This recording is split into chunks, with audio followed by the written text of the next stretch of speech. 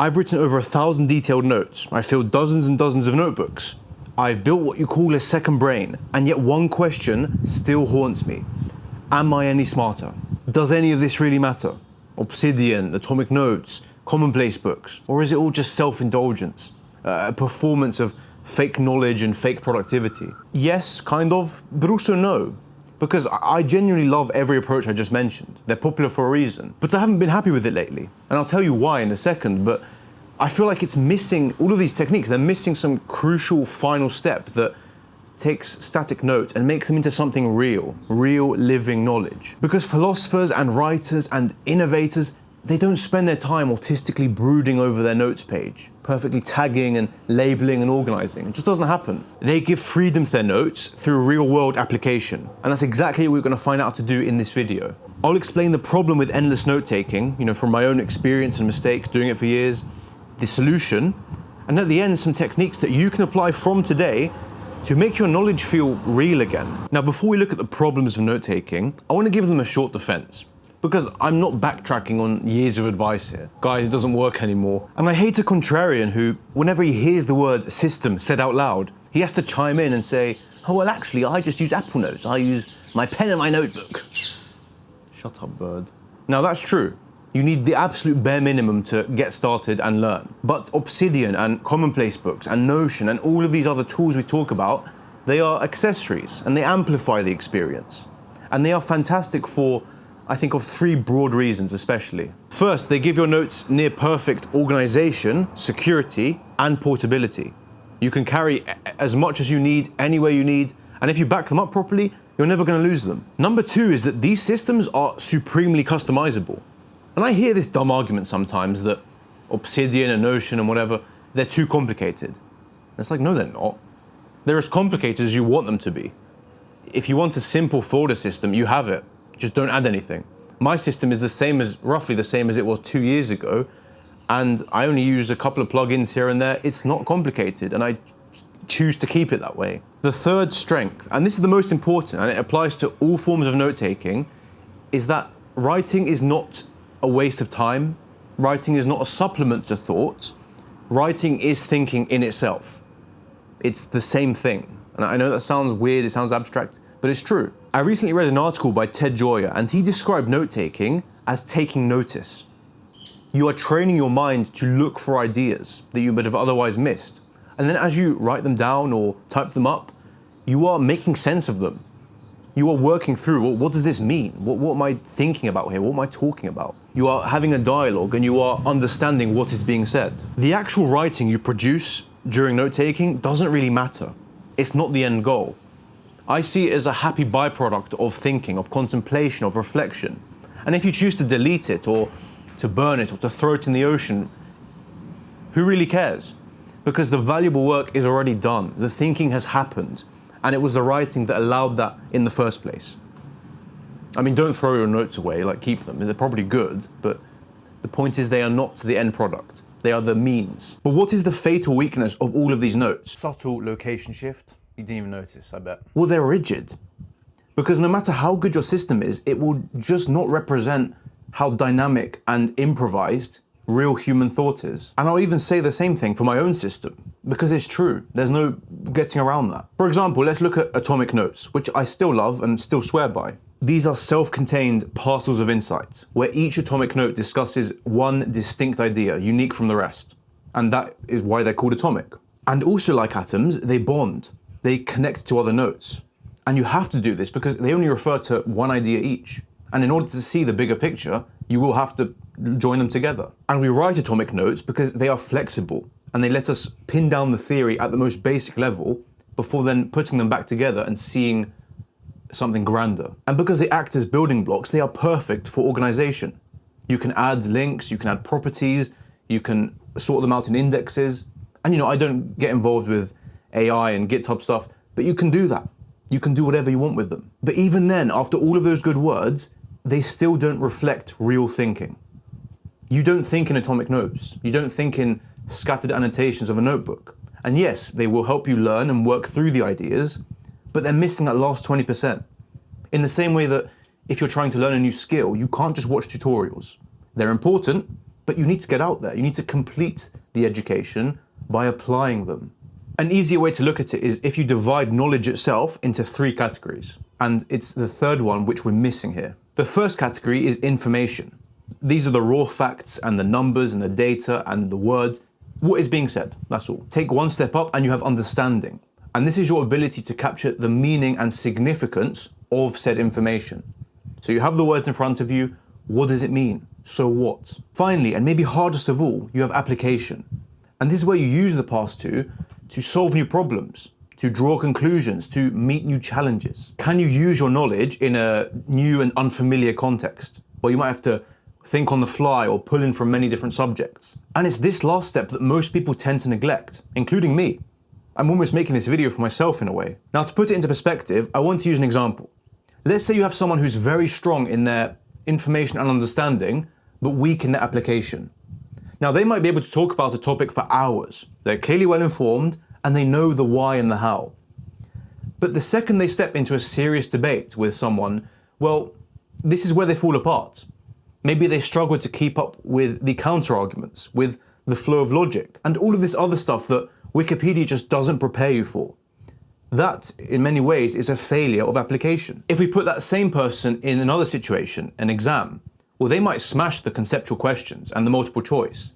But if you ask them to maybe write an essay using the ideas in an unfamiliar context, it gets clumsy and difficult. I even remember this in my GCSEs and A-levels, our exams in England.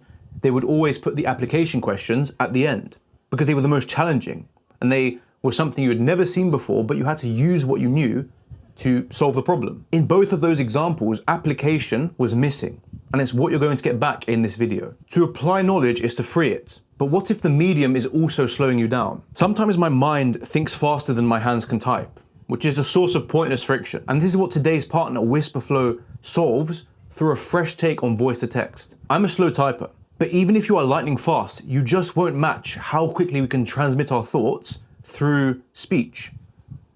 And when I'm just trying to get a first draft down or quickly respond to an email, sometimes hands-free, this lets me get it out of the way in a fraction of the time. Now, I was skeptical because voice to text is usually very clumsy, but Whisperflow says what you mean to say, not what you actually say. Let me show you what I mean with the same message, but in 2 different programs. Homecoming, Nostos, describes the sweet return after a long journey away from home, often with a stress on, no, actually stressing the struggle of survival, as well as the virtue and growth they demonstrate upon return. Whisperflow recognizes unusual terms, it cleans up verbal filler, and it even knows when you change your mind and corrects it. It will even format the text for you, which is crazy. And by the way, this works wherever you can type, without needing to integrate it manually every single time. Obsidian, Notion, Docs, even WhatsApp on your phone. To try Whisperflow for yourself and speed up your work, you can click the link in the description and use the code on screen for a free month of Whisperflow Pro. So I hope you enjoy using it, and thank you to Whisperflow. Now let's talk about solutions. How can you apply your ideas and make your thinking more real? Well, I'm still experimenting a bit, and I have 4 techniques ranging from relatively low effort and something you can start today, versus the more rigorous ones that you might have to build up to. But first, let's talk about the common theme that underlines them all, because that's important. They all enable free thought, for lack of a better term. And what this means is that ideas are no longer confined to atomic notes or booklets, but they are opened up. They are given a chance to spread beyond that and be applied somewhere. And in a sense, you stress test them against an unfamiliar or unexpected medium, which reflects what real thinking looks like. It's open, it's dynamic, it's improvisation. Are these total replacements for Second Brain, Obsidian, commonplace books? No, they are not. They have a time and place, and they are also flawed, as with any other system. But when something is flawed, you don't have to abandon it and scrap it completely. You can see it for what it is, you can change it, you can adapt it, you can do something different on the side. We don't need to hold on to this cultish loyalty. We don't need to appease the PKM gods, and we don't need to let a system bitch us around and tell us how to think. But at the same time, we can see it for what it is, with all of its strengths and weaknesses, and just be honest to ourselves. Now, I've yapped enough, so let's look at the techniques. Some will not surprise you, others might. I've used them all and I love them all. Number 1 is what I call output first thinking. Now, I'm sorry that I have to use the hard R here, but I think I can because I am one. But one of the big copes that these note takers make is that I will need these later. Trust me, bro. They write and they write and they write and they pile up these notes and they say, well, surely I'm gonna need them for something. One day, I don't know when, but it's gonna happen, right? J.A. Westenberg here on YouTube made a video on how he deleted his second brain. It's a great video, I'll link it down below. And one of the problems he described was this endless archiving, essentially. I quote, it's a dusty collection of old selves, old interests, old compulsions, piled on top of each other. And it's true. Sometimes the focus shifts from real living knowledge in the present to a neurotic type of archiving and tagging and organizing. Basically hoarding, but for information. Like those people with 1 billion Funko Pops or those crazy messy houses. It's the same thing almost, just digital. Now, to be fair, and to give a counter argument, notes can be useful in the future. It's not a complete cope. I put effort into writing mine, and they do often go on to form the basis of an article or a video. It happens. But at the same time, how realistic is that? Because even me, with a channel to direct this stuff to, I still have hundreds of notes that will never see the light of day. And if you're not the type to write or to film or to produce something with these ideas, how realistic is it that you're gonna end up using them? It's not happening, it's copium. Now, I could be a dickhead and say, okay then, just write a book, just start a channel, create some sort of outlet for your notes. Which is not bad advice, to be fair, that's good to do. But there's something easier, and there's something you can start from today. Flip the entire system on its head. Instead of piling up notes, hoping that someday you'll use it for something, instead start with that something. Start with the essay, with the video, with the project, with the side hustle, whatever. Start with that, and then write your notes based on that. In other words, make your system driven by output, not input. Because when you write notes, you're just adding shit in this bloated software. Instead, think, what do you want to produce? What are you trying to make? What are you trying to do or be or become? And based on that, in light of that, write your notes. Go ahead. In your medium of choice, whether it's online, on paper, in audio or video format, whatever, decide on a focus and then treat it as your creative or intellectual side hustle. And it can be purely for you, by the way. It doesn't have to be for anyone. It can be your personal project just for fun, just to learn something. This will probably be a topic or a subject that you are naturally curious about, something that you sincerely want to research. You then use note-taking and PKM and Obsidian and whatever to support that effort. Now, every new source of research and every note has a purpose bigger than itself. It has some reason to justify its existence rather than just, well, writing for the sake of writing. For example, I've recently been interested more than usual in Homer, Omiros, the ancient Greek writer. And I want to know, why is this guy so important? You know, everyone says it, but what makes it so? And that question, that curiosity, has been driving my note-taking. It's encouraged me to seek those sources out directly and then answer the question. The alternative could be mindlessly watching and reading everything, writing, pissing out text, hoping it will form an art piece one day, just like that. I can't prove this or confirm this, but I also think this helps you remember and understand things more, because it gives your knowledge context. It shows that, you know, this was a time in your life where you were truly interested and paying attention more than usual. Number 2 is essays. And this overlaps with the last point because they are a type of output. But there is something extra here that makes you even more sharp and precise in how you think. They give direction to your notes, yes, but they also give you breadth. Atomic notes, mini essays, most things you jot down in a notebook, they're usually pretty simple. Not easy, but simple. They don't have much depth to them. They are a closed nugget of information, if you will. But if you take the average essay title, it has dimension to it. It's complicated. You have to look at the same thing from many different angles and think on the spot and apply what you know, which you just don't tend to do in shorter formats. For example, let's say you're into anthropology and you want to write an essay. Maybe you land on the title, Is There Human Nature? What is culture and what is universal? That is a meaty question. It has thickness to it. You will need points, arguments, evaluation, case studies from different cultures, and little bits of other disciplines pulled in to help you. No one atomic note can capture all of that. Of course, it can help you, it will provide theory, but you need more. You need to break free and think outside of those notes and between them, and really ponder over what the question means and how can I answer it. Of course, you will still use your shorter notes, your atomic notes. They still help you think and arrange your thoughts, but the essay brings them together into something larger, something that more accurately represents real thinking. I've made a video on essay writing, so I'll link that at the end, But let's do a quick writing guide right now, why not? Step 1 is to determine your subject. What do you want to write about? What are you curious for? What do you want to argue? Now you can approach this from a fairly neutral discovery style, where you don't know much about the topic maybe, and you're using the essay to learn more. That is what the original meaning is. You're exploring, you're discovering things, and the essay is just a way for you to do that. But if you're more of the blood sports debater type, that's fine too. You can argue something. You can affirmatively state something or disagree with something, and then explain why. Convince us. Step 2 is to research. Use Obsidian, use PKM, use Second Brain, use commonplace books. That's what they're good at. And it's no shame to be methodical and organized in how you think. I like to read my sources, write relevant notes, turn some things into atomic notes if they stand out or if they are, especially important. And I also like to neatly arrange my sources and have all the references there, just to show people you're not putting stuff out your ass. Also, don't just read things you agree with. Try and find challenges to your arguments or your preconceptions. Read far and wide, try and be fair and charitable. Step 3 is to plan the essay. And apparently, not everyone does this, which I find crazy. That's just completely mentally ill to me, but I need to have a structure. I need to know what's coming up. I need to arrange my arguments before I actually write them out. I do this with every script I write. I first fill in a rough, template of my points, my arguments, some examples I'm gonna bring up, some quotes maybe, and then I sort of fill in the blanks. I just expand on them and flesh them out. That way you can see the arguments and the logic before just improvising them on the spot. It's so much easier. Step 4 is to write the damn essay.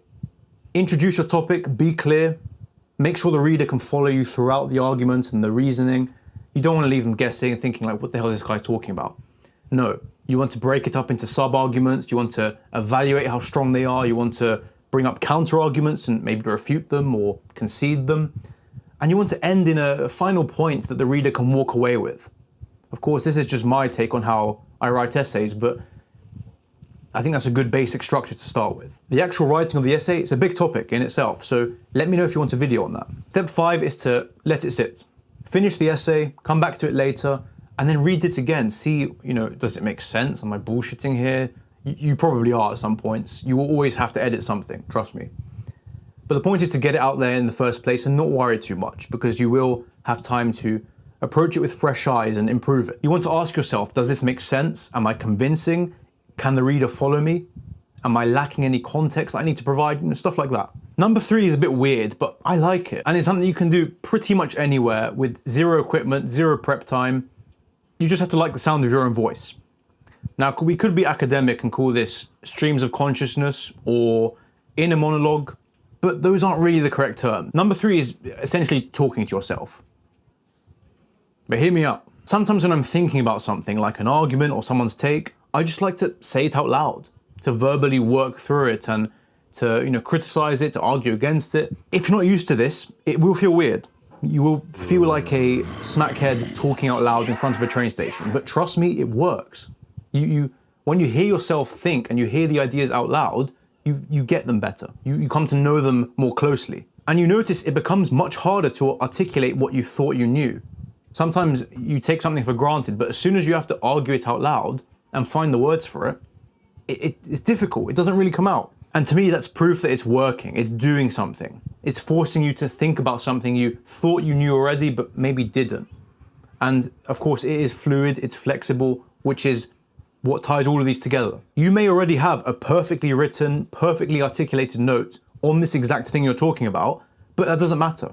Because now you're in the real world, you're thinking on the spot, you are trying to recall something, and it's hard, it's difficult, even if you're talking to a wall and there's no pressure from anyone else. And even better is that now you can hear it from your own mouth, you're in a better position to steelman the opposition, to think, well, is what I'm saying true? Or can I find an obvious counter-argument? Can I literally just respond back to myself and say, well, hang on, what about this, what about that? And that happens a lot. This way you're thinking more freely, but also more critically of yourself. And maybe you have to do this by yourself when you're alone because it's a bit weird, but give it a try, trust me. It's almost therapeutic sometimes. My guy's dead. You good, man? But do you know what's even better? Arguing not against yourself, but a real person with real experiences and their own set of knowledge and arguments and perspectives.